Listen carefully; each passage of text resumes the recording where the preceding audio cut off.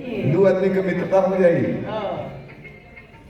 एक जना दुबराए लगे तो एक जना ऑटोमेटिक मोटाए लगे, में कोनो बात नहीं है। हाँ तने में मेहनत ढेर करला। मॉडल में शूटिंग में काम मेहनत है। है ना दौड़े कूदे को एक ही जगह में सब काम हो गया। भला मुआ से बात कर चला कि कैसे ए पर आलम भाई सन जाड़ के ए पर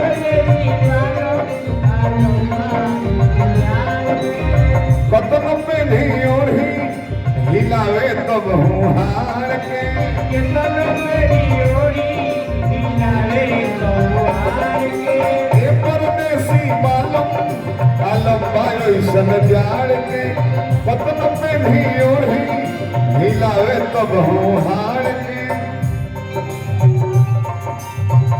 मिले न गर्मी को नहीं तनावा के मिले न गर्मी को नहीं तनावा के मिले न गर्मी तुमको तनावा के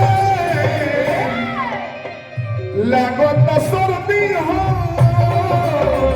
दोनों जुबाना हमारे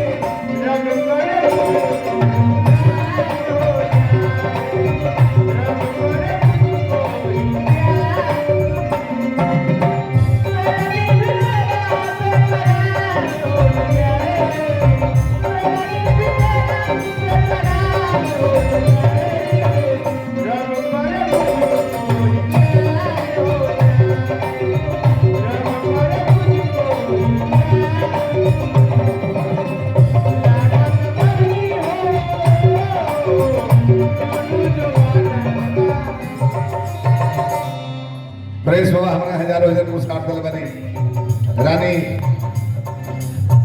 पैसा काट दो लाभ करी